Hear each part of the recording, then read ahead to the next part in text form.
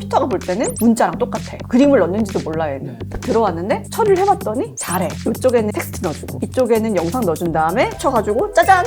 그 모델 때문에 멀티모달이 가능해졌다. 구글 엔지니어나 이제 헤드들을 만나보면 고민이 많은 거야. 한국어 해야 돼 말아야 돼. 한국에서 만든 라지 모델이 더 좋을지 구글이나 마이크로소프트가 하는 게 더 나을지는 이것도 재료냐 요리냐 이제 레스토랑 입지냐 이런 거기 때문에 우리가 이런 기술을 가지고 뭘 하느냐에 따라 달라 있는 것 같아요. 계속 따라가야 되니까 우리도 돈 막 쏟아부으면서.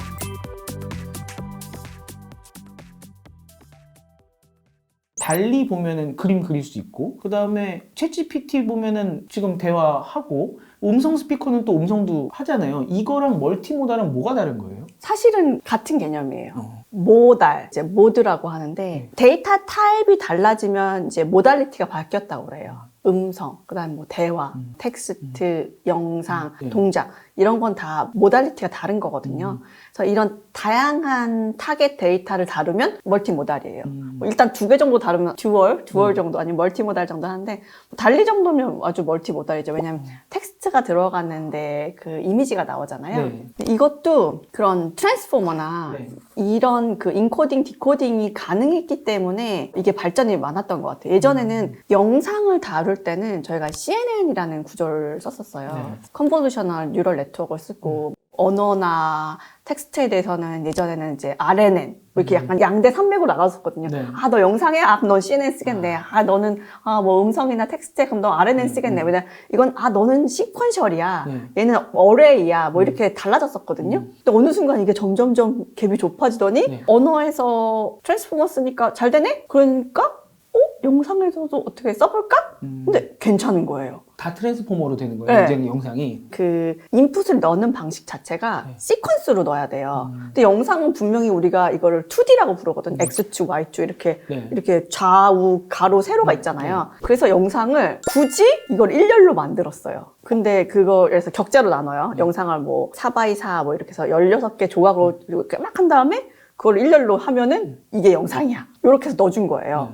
그러면은 컴퓨터가 볼 때는 문자랑 똑같아. 그림을 넣는지도 몰라 얘는. 뭔가 숫자들이 들어왔는데 그림인지 문자인지 난 잘 모르겠지만 딱 들어왔는데 처리를 해봤더니 잘해. 그러니까 똑같은 프레임을 약간 쓸 수 있게 된 거예요. 그러니까 이쪽에는 텍스트 넣어주고 이쪽에는 영상 넣어준 다음에 쳐가지고 짜잔! 하면 이제 나오는 거죠. 그래서 달리2 같은 그런 텍스트 기반의 이미지 제너레이션이 약간 그 인풋으로 원래도 학습할 때도 텍스트 막 학습하고 영상도 열심히 학습한 다음에 그걸 잘 조합해서 새로운 인풋은 텍스트일 거야. 그럼 아웃풋은 영상으로 해야지. 이렇게 구조가 짜여 있거든요.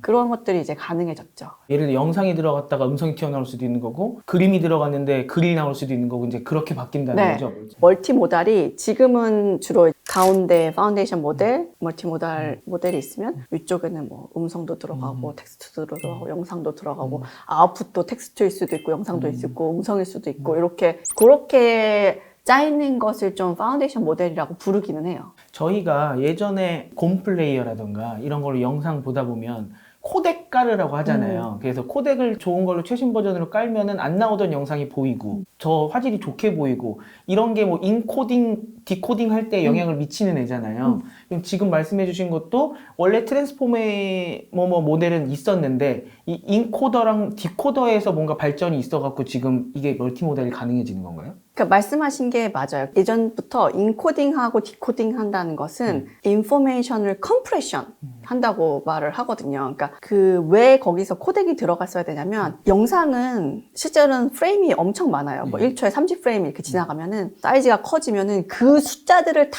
RGB 숫자를 저장을 하려면 너무 용량이 큰 거예요. 그래서 시간축이나 공간축으로 좀 비슷한 애는 아까 거랑 똑같아요. 이렇게 저장을 해놓게 해요. 그거를 이제 저희가 인코딩이라고 부르거든요. 인코딩을 하면 정보가 확 줄어들어요. 컴프레션 돼가지고. 그렇게 됐을 때 이 코덱 어떻게 보면 이제 자물쇠랑 열쇠랑 짝이 맞으면은 너 그 코덱 썼지? 그럼 난 이걸로 디코딩 한다? 그러면 디코딩 한 순간 딱 영상! 이렇게 나오는 거거든요. 그러니까 그 열쇠랑 자물쇠가 맞았어야 돼요. 근데 그 인코더, 디코더 구조는 아까 말씀드린 번역 갔을 때 쓰였고 트랜스포머는 그 또 이후에 나온 거거든요.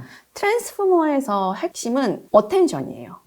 그 논문 자체가 Attention is all you need거든요. 그게 우리가 지금까지 그런 시계열이나 그 영상 봤을 때는 어떤 식으로 생각했냐면 기반은 아마 인간이 이렇게 처리할 것이라는 가정이었을 것 같아요. 우리가 듣잖아요. 네. 들으면은 뭐 이번 단어 들었으면 전 단어 뭐니까 다음 단어 뭐지. 요렇게 생각한다고 뭐 인간이 좀 그럴 것 같기도 하고. 네. 아버지가 방에 들어가신다. 네. 그럼 이제 아버지 듣고 방에 들어가신다 하면 이제 아버지 방에까지 들으면 네. 왠지 뒤에 건 들어가신다. 들어가신다. 그러니까 이렇게 순차적으로 생각하실 거라고 생각하고 자연어 처리를 하려고 봤더니 이제 뭐 한국말, 영어 순서 완전 다 바뀐 거예요. My father entered the room. 그러면은 방은 아직 안 나와. 맨 들어갔어? 마지막에 나오네. 갑자기? 방은 어디 가고. 네. 그렇게 순서가 바뀌잖아요. 그래서 이게 어려웠던 거예요. 네. 자연어 처리에서 이거를 뭐 윈도우를 늘릴까, 이거를 뭐 윈도우라고도 하고 이렇게 보는 시야를 좀 높여가지고 그럼 한 3단어 볼까? 5단어 볼까? 네. 그러면은 이렇게 보다 보면 또 잊어버리잖아요. 네. 아까 거는 아버지가인데 방에까진 들었는데 누가 방에 들어갔다고? 약간 이렇게 까먹어버리고. 까먹어버리잖아요. 그러니까 이게 좀 이슈였어요. 그래서 트랜스포머가 해결한 거는 이제 어텐션이라고 해서 멀리 있는 것도 되게 중요한 거는 기억하자라고 한 거예요. 그래서 뭐 아버지가 물을 마시다가 뭐 강아지랑 놀다가 방에 들어가셨어. 그러면 방에 들어가셨어라고 할 때 아버지가라는 걸 기억했어야 되잖아요. 그쵸. 그럼 중간에 뭐 강아지랑 놀고 물을 마시고 이런 것도 당연히 중요하지만 방에 들어간 사람은 아버지라는 걸 기억하자라고 해서 이 봐야 되는 그 윈도우를 확 늘려버린 거예요. 그래서 GPT 1, 2, 3의 가장 큰 차이는 이 볼 수 있는 거 엄청 늘렸어요. 맨 처음엔 요만큼만 볼까? 그다음에 2배 늘리자. 2배 늘렸더니 좀 더 잘 보네? 3배 늘리자. 뭐 이렇게 더 많은 걸 봤는데, 근데 영상도 마찬가지예요.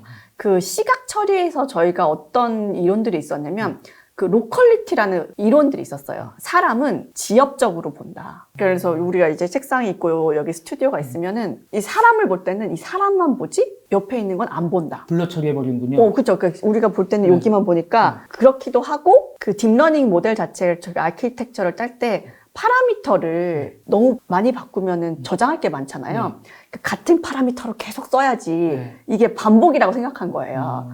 그러니까 여기에서 이렇게 여기 볼 때도 같은 파라미터 이렇게 했더니 잘 안 풀리는 거예요. 근데 이걸 확 풀었어요. 여기 다 봐. 다 보는데 심지어 저쪽 코너랑 이쪽 코너도 서로 중요한 정보야. 원래는 이렇게 멀리 있으면 서로 중요하지 않다고 생각했거든요. 네네. 근데 멀리 있는 것까지 관계가 있다고 보고, 아까 그 영상은 분명히 이제 2D 어레이인데 그거를 1D 시퀀스로 만들었다고 했잖아요. 그 순간 약간 모든 순서가 다 케이어스가 되고 바뀐 거죠. 그 옆에 있던 애가 옆에 안 있고 내 위에 있는 애 저기가 있고 그러니까 뭐야 큰일이다. 이렇게 로컬리티가 없어져도 되냐. 근데 없어졌는데 괜찮아. 그래서 어텐션, 셀프 어텐션일 수도 있고 인풋과 아웃풋의 어텐션일 수도 있고 그러면은 그냥 어텐션을 해결할 수 있는 게 그걸 시퀀스로 만들었을 때도 내 좌우에 있었던 건 중요하잖아요. 네네. 그냥 그게 중요하다고 해놓으면 되는 거예요. 꼭 옆에 놔둘 필요 없었던 거야. 그 아까 또 아버지 방에 들어가신다 했을 때 뭐 강아지랑 물이랑 얘네들도 옆에 있잖아요. 더 가까이 있지만 방에 들어가는 거랑 얘랑 상관없다. 아버지가 제일 중요하다. 그래서 멀리 있는 것까지도 이제 참조를 할 수 있게 돼버린 거예요. 그렇기 때문에 영상을 이렇게 좀 흩어도 상관이 없었던 거죠. 그 모델 때문에 멀티모달이 가능해졌다. 그것도 하나의 특징인 것 같아요. 왜냐하면 서로 다른 모달리티를 조합할 때 그게 좀 이슈였거든요. 얘는 또 이렇게 처리하고 얘는 RNN으로 처리하고 얘는 CNN으로 처리했는데 어느 단계에서 합쳐 들어갈 데가 없잖아. 조합이. 얘는 이렇게 한 땀 한 땀 보고 있고 얘는 이렇게 막 윈도우로 도장 찍듯이 보고 있으면은 여기 이쪽 코너 볼 때 저쪽 단어랑 해야 돼. 뭐 아니면 이걸 다 끝난 다음에 최종을 그 임베딩 됐다고 뭐 레이턴트 스페이스나 뭐 이렇게 말을 하는데 그 상황에서 합쳐야 돼. 각이 안 나왔던 거죠. 그러니까 어떤 애는 원래 좌에서 우로 책을 읽고 있었고 어떤 애는 결론부터 보내 있었고 어떤 방법이 달랐는데 갑자기 속독하듯이 한 번에 다 봐. 그냥 한 페이지 다 봐버리는데 이렇게 하니까 이 방법이고 저 방법이고 다 여기 안에 들어와 버린 거거든요. 그렇죠. 이렇게 하나씩 있던 사람이 있고 어디는 이렇게 뭉터기로 이제 보던 방식도 있고 그랬는데 그리고 여기서 파라미터나 이런 것들이 약간 고정을 찾는다. 고정된 되게 범용적인 파라미터를 찾는다는 그런 개념이 있는데 그런 어텐션 메커니즘에서는 케이스 바이 케이스로 좀 바꾸자. 중요한 것들한테는 더 힘을 주자. 이렇게 집중. 어텐션을 줘야 될 것들은 과감히 더 힘을 쓰게 하자. 뭐 이렇게 유동적으로 바꿔서 맨 처음에 이슈라고 생각했던 거는 이거 너무 연산이 많이 걸리는 거 아니야? 원래는 아버지 방에 들어가신다 하면은 방 옆에 있는 뭐 물 마시고 강아지 그것까지 기억하면 되는데 저게 아버지까지 기억하는 이거 너무 투머치 인포메이션 아닌가 이걸 어떻게 처리하나 했는데 그런 것들을 이제 처리하는 기술도 좋아져가지고 이제 돈이 더 많이 들 것 같은 느낌이 들긴 하는데 실제로 지금도 뭐 라지 모델을 돌리는 데는 돈이 많이 듭니다.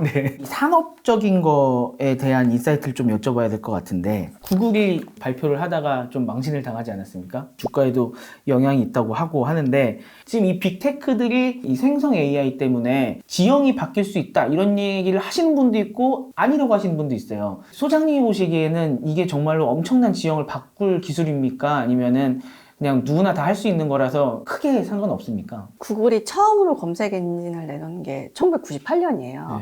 지금 25년이 됐죠. 25년 동안 구글은 검색에서는 세계 최강자였어요. 그쵸. 근데 이렇게 어떻게 보면 온라인 검색의 시대 전에는 우리에게는 소프트웨어 강자 마이크로소프트가 있었죠. 그쵸.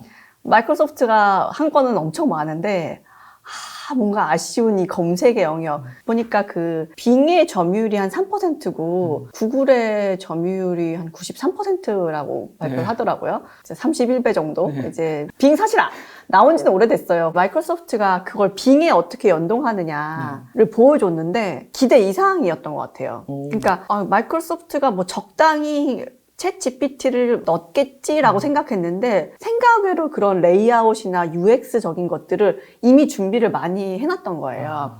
그래서 뭐 빙의 검색을 쿼리식이 아니라 자연어로 물어보세요라고 일단 나오고 화면도 이렇게 이분화를 해가지고 왼쪽에는 예전에 나왔던 검색 페이지들이 계속 나오고 오른쪽에는 그 텍스트로 요약된 게 나오고 또 그 챗GPT 이슈라고 생각되는 게 레퍼런스 어디서 온 정보인지를 확인할 수 없다는 게 이슈였거든요. 그렇죠. 그 정확성에 대해서 좀 사람들이 의문을 제시할 맞아요. 수 있는 근거 없는 왜 가쁜 뭐 이런 느낌이었는데 거기에 그 사이테이션 그 링크를 또 한 땀 한 땀 넣는 작업을 했어요. 그래서 약간 보기에는 조잡스러움이 좀 생기는 경향도 있긴 하지만 어쨌든 마이크로소프트가 그런 노력을 한 거죠. 그리고 엣지라는 브라우저에는 또 생성할 때 편지식으로 하고 싶냐, 뭐 아니면 텍스트냐 이렇게 또 버튼을 만들 정도로 이런 UX까지 디자인을 할 정도면 이거는 일주일 뭐 하루아침에 된 게 아니라 이건 꽤 오랫동안 준비를 했구나라고 해서 이제 마이크로소프트의 이제 정성이 돋보이는 이제 발표였다고 하면 구글은 아무래도 이게 1위였고 워낙 이제 잡은 물고기였잖아요. 그리고 구글은 실제로 AI 잘해요. 그런 라지 모델 많고요. 뭐 스페로, 람다, 뭐 버전만 해도 엄청 많고 뭐 멀티모달도 있고 영상도 있고 없는 게 부족한 게 없었기 때문에 이런 임팩트를 줬다는 것 자체가 좀 당황스러웠을 것 같아요. 그 구글도 다 가지고 있었는데 이제 내가 쓰지만 않았지 나도 칼이 있는데 내가 칼만 안 뽑았지 내 칼도 있어 약간 이런 느낌인데 뽑는데 마이크로소프트가 너무 칼도 잘 갈았지만 칼을 너무나도 아주 우아하게 뽑은 거죠. 근데 구글은 이제 칼들이 엄청 많았는데 급하게 뽑다 보니까 이제 요건 조금 준비가 덜 됐네. 약간 이렇게 잘못 뽑은 거죠, 칼을. 일단 칼이 많으니까 뭐 무기는 많거든요. 그것을 어떻게 실제로 실생활에 서비스에 녹여내는가는 구글이 좀 고민을 하면은 비슷하게 할 수는 있을 것 같아요. 없는 게 아니기 때문에. 그래서 저도 궁금하네요. 앞으로 구글이 어떻게 이 반격을 또 회심의 반격을 할지. 마이크로소프트는 너무 좋아하더라고. 3%랑 그 93%니까 차이가 너무 크니까 그쵸. 3%만 해도 2배예요. 잃을 게 없네요. 잃을 게 없죠. 이미 바닥이기 때문에. 그래서 더 용감하게 또 착실히 할 수 있었던 것 같아요. 그리고 이 기술적인 건데 여쭤보고 싶었던 게 어떤 분들은 챗GPT가 계속 업그레이드 버전을 낸다고 하시는 분들이 있고 근데 대답들이 보통 2021년 전 대답만 할 수 있지 그 이후에 어떻게 바뀌었는지는 대답을 못 하잖아요. 거기에서 일반인으로서는 좀 이렇게 충돌이 나거든요. 지금 얘기하고 사람들이 물어보는 거에 따라서 지금 이미 업그레이드를 하고 있어. 하지만 2021년 이후 얘기는 못 해줘. 이게 좀 저희는 이해가 안 되는데 뭐가 맞는 이야기예요? 그러니까 그게 못해서 그랬다기보다는 그러니까 추가 정보를 계속 학습하는 메커니즘을 넣으면 되기는 하거든요. 근데 그게 또 돈도 많이 들고 그러니까 굳이 챗GPT는 그게 프로토타입이었기 때문에 그렇게까지 할 필요가 없었죠. 근데 빙에 합쳐진 거는 최신 정보를 해요. 그래서 거기에 아마 명시가 돼 있을 거예요. 뭐 1시간 전 정보까지는 된다. 그래서 그 시간으로 명시했어. 뭐 몇 시간 전 정보까지는 포함이 됐습니다. 이렇게. 그렇게 되면은 지금 챗GPT에서는 불가능한 요새 최신 Z세대 트렌드가 뭐야 이런 것도 답해줄 수 있는 거네요. Z세대 트렌드만 해도 최신 정보가 아니죠. 죄송합니다. 그렇죠. 네. 그렇다기보다는 뭐 지금 몇 시인가요? 뭐 오전인데 뭐 오늘 무슨 종목이 떨어졌어? 뭐 아니면 오늘 누가 기자회견을 했어? 아니면 뭐 지금 재난 상황이잖아요. 뭐 사망자 숫자나 이런 것들 업데이트 뭐 오늘 코로나 확진자 수나 이런 것들에 대해서는 오늘 정보니까 그런 것들을 넣을 수 있느냐는 또 훨씬 최신 트렌드가 되는 거군요. 그게 학습이 가능한 거군요. 돈이 듭니다. 돈이 드는 거군요. 그러니까 그 잘 계산을 따져봐야 되겠네요. 네, ROI를 잘. 그러니까 결국은 지금 저희가 상상할 수 있는 거를 웬간하면 할 수는 있지만 ROI 따져서 해야 된다는 게 지금 핵심인 거죠. 네. KT의 믿음 같은 경우는 한국어 데이터 위주로 학습을 한 겁니까? 아니면은 저희가 대학교만 가도 그 전까지는 한국의 교과서로 공부하다가 대학교 가면 이제 원서 보고 이러잖아요. 그럼 믿음이도 주로 원서, 영어를 많이 본 건가요? 아니면은 한국어 위주로 공부를 한 건가요? 일단은 한국어 데이터가 많고요. 영어 데이터도 쓰긴 합니다. 저도 최근에 이것이 고민이었다고 해야 되나? 영어 데이터가 훨씬 많아요. 세상에는. 사용자가 많잖아요. 그쵸. 한국어 데이터는 아무리 긁어 모아도 영어 데이터를 이길 수가 없어요. 그러니까 어쨌든 라지 모델이 커지려면은 한국어 데이터로만은 좀 한계가 있는 것 같아요. 논문도 지금 다 영어로 나오잖아요. 그럼 공부를 영어로 해야 될 것 같은데 그래서 이제 거기서 충돌이 일어나는 게 예를 들어 구글 같은 경우는 영어로 공부를 엄청 많이 했지만 한국어 공부는 좀 덜 해서 우리나라 사람들이 쓰기에는 한국이 만든 서비스가 나을 거다라는 얘기가 또 어떤 면에서 봤을 때는 우리나라 서비스가 영어 공부를 반드시 해야 된다고 하면 그러면은 오히려 구글이 더 훨씬 많이 공부했으니까 걔게 또 난 거 아니야? 막 거기서 막 혼란스럽거든요. 어떤 말이 맞아요? 지금 오픈AI 챗GPT에서 학습한 데이터 중에 한국어 데이터가 한 1.3% 있대나 아무튼 엄청 적어요. 한 자릿수보다 훨씬 적긴 한데 그래서 아마 한국말로 할 거를 번역해서 영어로 하면 훨씬 대답을 지금 잘하고 있어요. 맞아요. 그러니까 뭐 이해도 좀 딸리고 말하는 것도 한국말은 좀 말이 짧아지고 영어로 하면 막 유창하게 말하는데 갑자기 한국말로 하면 막 세 줄로 하고 달랑 뭐 이렇게 말한다든지 제가 이거는 최근 large AI가 아니라도 그 스마트 스피커 때문이라도 구글 그런 엔지니어나 이제 헤드들을 만나보면 고민이 많은 거예요. 한국어 해야 돼 말아야 돼. 한국 사람 몇 명 되지도 않는데 지금 전 세계 인구는 막 폭발하고 있잖아요. 그렇죠. 지금 80억 넘고 막 근데 우리나라는 줄고 있잖아요. 그렇죠. 되게 유니크해. 그리고 어떻게 이걸 돈이 돼? 안 돼? 근데 또 가려고 했더니 거기 이미 KT, 네이버, 뭐 카카오, 뭐 SK, LG 뭐 다 짱짱하게 버티고 있는데 굳이 저기서 끼어들어가지고 뭘 하는 게 맞을까라고 고민하는데 이거 멀티링걸이라고 그러거든요. 이제 다중 언어를 쓰는 모델로는 계속 진화를 하고 있어요. 뭐 구글은 사실 한국어만 소수가 아니라 뭐 인도 같은 경우도 사람이 엄청 많지만 지역 방언들이 또 많다고 하고 뭐 아랍을 가도 그렇고 뭐 아프리카를 가도 그렇고 그러니까 그런 소수 언어에 대한 고민은 계속 영구적으로도 하고 있고 서비스적으로도 하고 있는 것 같아요. 근데 이때 한국에서 만든 large 모델이 더 좋을지 구글이나 마이크로소프트가 하는 게 더 나을지는 저는 여전히 이것도 재료냐 요리냐 이제 레스토랑 입지냐 이런 거기 때문에 과연 우리가 이런 기술을 가지고 뭘 하느냐에 따라 달라 있는 것 같아요. 그 상품 땅에서의 감성 그게 더 중요할 수 있다는 그 거죠. 기획력이 중요한 거죠. 기술보다는 기획 단위로 넘어가지 않았을까. 그러니까 어떻게 보면 구글도 이번에 좀 실패하고 뼈아픔을 겪었던 게 마이크로소프트가 기획을 차근차근 했던 거예요. 그러니까 기술만 이제 오픈 AI를 통해서 뭐 했던 게 아니라 UX는 어떻게 할지. 뭐 누구한테 서비스를 할지 유저를 등록시킬지 뭐 지금도 지금 모바일은 대기자를 받고 있잖아요. 그러니까 이런 거 하나가 다 기획의 영역이거든요.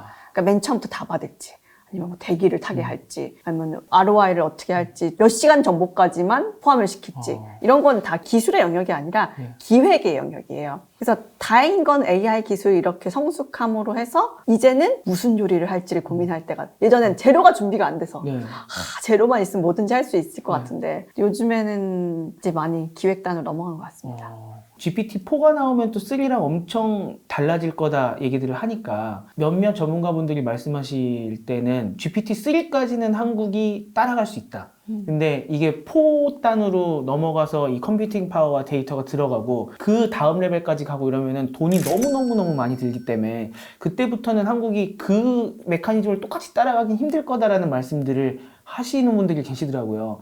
그렇게 되면 어느 순간 우리나라도 선택을 해야 될 텐데 우리도 모델을 더 막 늘려갖고 거기까지 가볼 거냐, 아니면 그냥 그거 그대로 사갖고 와갖고 파인 튜닝을 잘해서 상품을 잘 기획할 거냐, 이런 좀 고민이 들 수도 있을 것 같거든요. 그 부분에서는 어떻게 생각하세요? 계속 따라가야 됩니까? 우리도 돈 막 쏟아부으면서? 어떻게 보면 그 자주권이나 주도권이라고 할 수도 있고요. 이거는 꼭 AI라서 그런 게 아니라 모든 기술은 내재화를 해야 되는지 어떤 공급망을 통해서 수급을 해야 되는지 이거는 언제나 고민이에요. 많은 기업들은. 근데 그때 결정해야 되는 여러 가지 요소들이 있죠. 예를 들어서 이게 정말 핵심 차별화 기술이냐, 이거는 코어냐. 근데 코어도 혹시 가져올까? 그리고 우리가 코어에 다른 걸 붙이는, 여기서 우리가 승부를 볼지 아니면 코어에서 승부를 볼지, 그리고 이 코어를 제공해주는 곳이 외부에 있을 때 그 리스크는 우리는 괜찮은지, 가격도 저쪽이 조정할 것이고, 우리가 완전 그 의존성이 높아질수록 점점 우린 불리해지는 거거든요. 뭐 무기산업, 전투기산업 이런 것도 우리나라가 개발하기 전까지는 거의 그런 상황이었죠. 네. 그러니까 그쪽이 그냥 갑자기 오늘부터는 가격이 2배야? 딱 그런 순간 갑자기 어떻게 사업을 접어마라 이런 순간이 되니까 당연히 백업 플랜으로 그런 리스크 매니지먼트 차원에서 우리가 내재와 다른 이제 칼을 가는 것도 중요하고, 여러 가지 서비스나 사업을 할 때 실제로 주팔 튕겨봤더니 저 내는 돈 생각하면 할수록 손해예요. 뭐 이런 거 있잖아요. 왜냐면은 그 프라이싱 자체가 쓸수록 돈을 내야 되는 구조가 있을 수도 있거든요. 원타임에 하는 거면 오히려 날 수 있어. 원타임에 했을 때 돈이 적당하면은 그걸로 막 100배, 1000배 벌어야지 했는데, 예를 들어서 너희 사업할 때마다 돈 내는 거 하면은 재주는 누가 부리고 돈은 누가 벌고 있는가, 이런 느낌이 들거든. 근데 그게 지금 AI 반도체가 그래요. 그러니까 우리가 지금 열심히 데이터 뭐 학습하고 있잖아요. 돈은 다 저 엔비디아랑 벌고 있습니다. 최근에 엔비디아 주가 뭐 40% 올랐다고 또 하더라고요. 이 라지 AI 때문에. 지금 라지 AI는 지금 구글이랑 마이크로소프트랑 뭐 KT랑 네이버가 하고 있는데 주가는 엔비디아가 오르고 있는 거죠. 우리가 딱 대등하게 싸울 수 있을까 없을까가 잘 모르겠지만 아무튼 주권을 생각했을 때는 그래도 우리는 코어 기술을 갖고 있어야 된다라는 말씀이신 거죠. 나중에 너무 판이 커지면은 뭐 우리나라 대기업끼리 막 합종연행을 한다던가 뭐 이런 그림이 그려질 수도 있겠네요. 그게 요즘 우리나라 그 국가적으로 고민이 있는 것 같아요. 그 우리나라에 좀 독보적인 large 랭귀지 모델이 있어야 되나 뭐 이렇게 했는데, 기업이라는 게 최근에 뭐 구글도 보셨겠지만 구글 안에도 모델이 엄청 많거든요.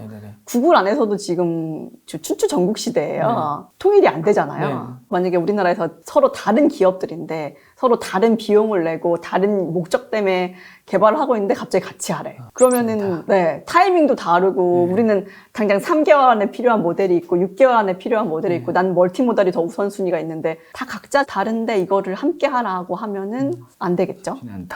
지금 초거대 AI를 KT도 하고 있고 지금 몇 개 회사들은 하고 있는데 그 외에도 대기업들도 많으시고 그 다음에 중소기업들도 다 지금 초거대 AI 지금 난리 났어. 특히나 이번에는 생성형 AI 난리 났어. 그러니까 우리도 뭐 해야 되는 거 아니야? 라고 많이들 생각을 하고 계실 것 같은데, 그럼 그런 일반 기업들은 지금 이 생성 AI 시대를 어떻게 살아가야 됩니까? 뭘 좀 준비를 하시면 될까요? 가장 쉬운 답변은 전 연맹을 맺어야 된다고 생각을 하긴 하거든요.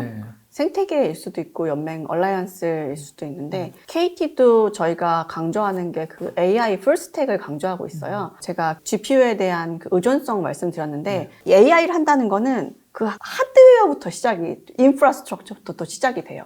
그러면은 NPU를 우리 걸 쓸 거냐, 네. 누구 걸 쓸 거냐부터 시작해서 또 그 엔비디아나 이런 뭐 구글, 페이스북이 여러 가지 AI 연구 개발을 위한 프레임워크들을 제공해주고 있거든요. 그건 또 소프트웨어 영역이에요. 네. 하드웨어 영역만 있는 게 아니에요. 그런 프로그래밍 언어일 수도 있고, 옵티마이징일 수도 있고, 스케줄러일 수도 있고, 그럼 그 소프트웨어 영역. 그다음에 모델이 있고 나서도 이 모델을 또 서빙하는 방식이 있어야 돼요. 이거를 뭐 API로 줄 거냐, 뭐 SDK로 할 거냐, 아니면 온프레미스로 할 거냐. 그리고 그 뒤에 어플리케이션이 있거든요. 그래서 네.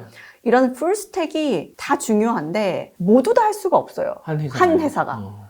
나는 소프트웨어 회사인데 갑자기 어디 가서 반도체 찍고 있을 수가 없고 네. 또 나는 뭐 하드웨어 반도체 회사인데 갑자기 가가지고 어디 금융권에 가서 서버를 줄 수도 없고 그러니까 지금 많은 영역들이 있는데 이 체인은 연맹을 해야 돼요. 그래서 얼라이언스가 중요하고 생태계가 중요한데 만약에 내가 소프트웨어 회사고 내가 지금 하드웨어 회사인데 내가 해야 돼 말아야 돼 고민을 하신다면 이거는 아무래도 그 기업의 오너가 결단을 내리셔야 되지 않을까 싶습니다. 그 레벨은 그래서 우리 자동차 해야 돼 말아야 돼 이런 레벨이죠. 자동차 회사가 이미 현대랑 기아가 있는데 갑자기 우리가 자동차를 만든다고? 그러면 그 투자비며 이게 그쵸. 가능한가라고 생각했을 때 좀 따져봐야겠죠.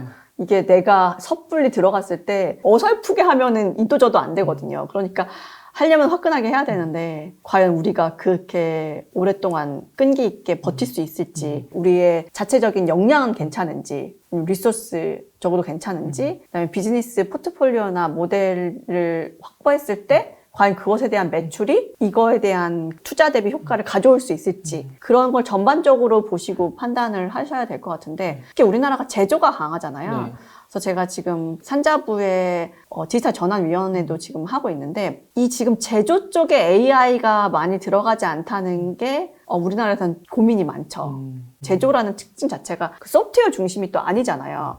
근데 갑자기 막 데이터 모으고 그렇죠. 사람도 없는데 네. 채용이 안 되는 거예요. 네. KT 가서 AI 할래? 아니면 뭐 어디 제조회사 가서 할래. 뭐 뭔가 제조 가서 하면은 코어가 아닌 것 같고 거기는. 코어가 아닌 것 같기도 네. 하고 좀 마이너인 것 같기도 네. 하고 같이 일할 사람은 있을까 너무 맨땅에 헤딩을 하는 거 아닐까 이런 불안감이 있으실 것 같아서 그런 거는 좀 지금 국가적으로 해결을 해야 될 것 같긴 한데 워낙 제조업의 특징상 각계 전투가 많기 때문에 고민이 될 것 같습니다. 요새는 AI 그러니까 주위에서 되게 많은 분들이 이제 여쭤보실 것 같은데 예전에 아무리 설명을 해도 요만큼도 못 알아들었던 과거랑 지금 뭔가 조금이라도 갖고 와서 자꾸 물어보는 현재랑 뭐가 더 좋으십니까? 개인적으로 보셨을 때. 요즘에는 진짜 24시간이 부족하구나 이런 생각이 들기도 하고 뭔가 더욱더 그 기술 부채가 쌓인다는 느낌이 기술을 적용할 곳이 너무 많아지니까 어쨌든 물리적인 시간과 이제 뭐 사업이나 프로젝트를 하려면은 논의해야 될 것들이 있잖아요. 뭐 논의 대상도 많고 봐야 될 것도 많으니까 요즘엔 좀 정신이 없어서 뭐가 좋고 나쁜가를 그 감정적으로 뭘 느낄 시간이 없어요. 제가 사실 어제 전 차 사고도 났어요. 예, 뭐 제가 주차된 상황에서 다른 차가 했지만 이런 일상적인 거의 심각함을 느낄 감정적인 여력이 없어요. 네. 네, 그냥 빨리 나 지금 당장 미팅 가야 되고 뭐 준비해야 되고 하니까 오늘도 뭐 이거 있으니까 이거에 대한 질문지라도 봐야 되고 그러니까 오히려 그런 일상에서의 분주함들이 우선순위가 확 낮아졌어. 24시간이 좀 부족하다? 네. 그런 느낌. GPU도 사실은 GPU를 돌리려면 몇 달 전에 이미 플랜이 돼 있어야 돼요. 이게 투자비도 많이 들고 공급하는 회사들도 물량에 대한 재고를 또 확보해야 되기 때문에 그러니까 뭔가 하려면은 준비 시간이 좀 걸려요. 근데 지금 당장 달려야 되는 것들이 많으니까요. 그게 좀 좋을 수도 있고 너무 힘들기도 뭐 하고. 네. 거의 그 감정적으로 뭐 느낄 여력이 없는 것 같아요. 매일마다 하루살이도 못하고 있습니다. 방금 말씀 들은 것처럼 아까 촬영하러 오실 때도 사실 회의를 하면서 오시더라고요. 그래서 오늘 이렇게 지금 이 바쁘신 와중에 여기 출연을 부탁드리는 것조차도 사실은 죄송스러울 정도로 지금 AI 전쟁이 진짜 엄청나게 치열하게 벌어지고 있는 것 같고 거기에서 정말 최전선에서 싸우고 계시는 거잖아요. 우리한테 필요한 건 또 응원이 아닐까라고도 생각이 듭니다. 사용자로서 전쟁이 일어나면 또 재밌는 것도 있잖아요. 이거 즐기면서 또 우리 기술을 응원해주면서 그렇게 한번 즐거운 시간 저희가 보낼 수 있지 않을까 생각을 해봅니다. 진짜 여기 나와주셔서 너무 감사드리고요. 네, 다음번에 어느 정도 또 승리를 거두셨을 때 또 한번 모시겠습니다. 네. 고생 많으셨습니다. 감사합니다. 네.